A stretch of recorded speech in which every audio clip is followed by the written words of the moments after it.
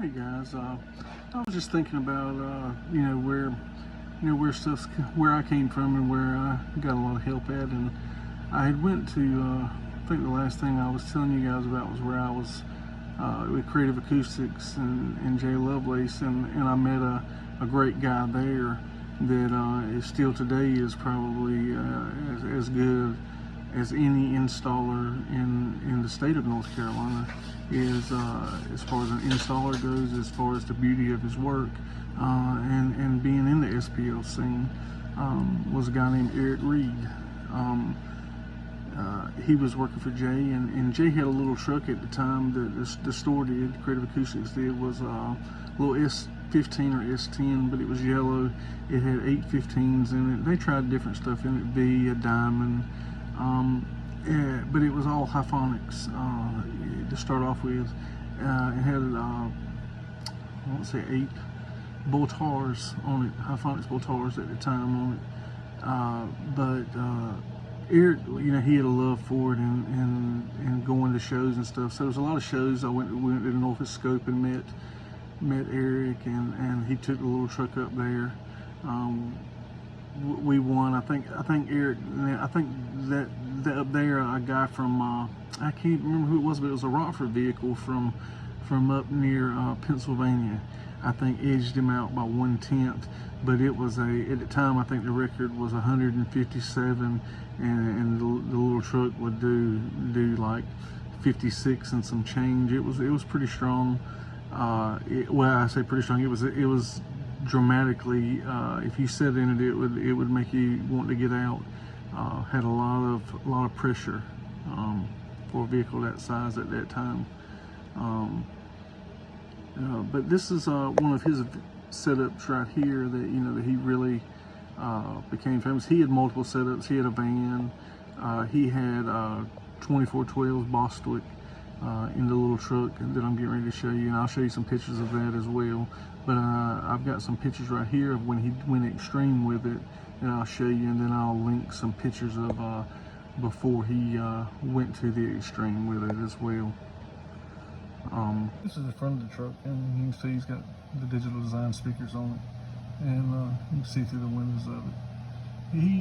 Eric had a teammate named Larry Benton. So Eric wasn't by himself, but they weren't a big team. It was him and Larry had 4 18s and a similar setup to this, and both of them, like I say, were in the death match in 1999. And the way that you got in that death match was the loudest vehicles in the 6 loudest vehicles in the world were invited to compete in it, and him and Larry were mated, and like I say, they were teammates, and they did.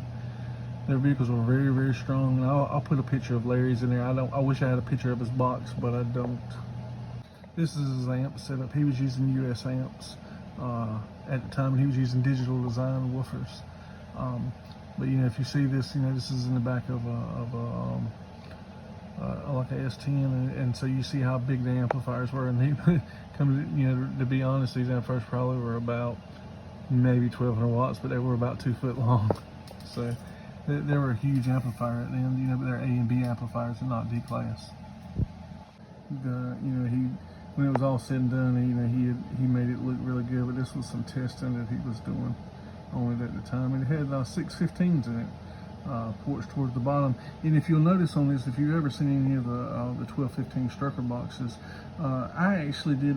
I did this box before Eric did, and I did this, but he kind of copied the same thing I did. I couldn't see having a divider in the middle. If you'll notice, the port it's one port on each angle, and I had done that, and then Eric shortly after that built his vehicle, and I think he saw the same principle as I did. Why have a divider in there and have 2 ports when you can just have one for each speaker?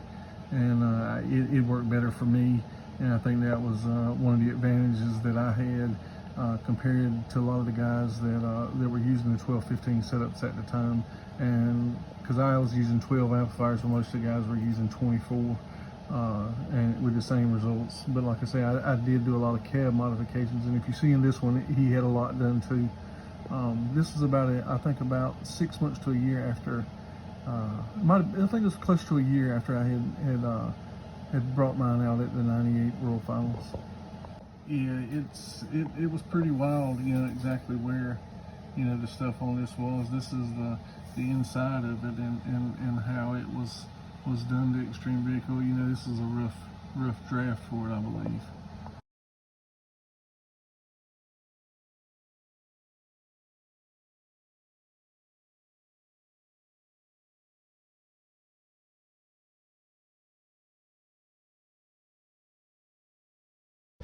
Well, you can see the video that I put down, and the extra pictures I put down are some of his work that he's done now, and you can see it's, you know, beautiful work. That's just the way Eric has always carried himself. He's always cared a lot, and you know, tried to put his, you know, his best foot forward in everything, and that's the reason why he was a great champion, and in the times that he won, and the things that he's done and achieved.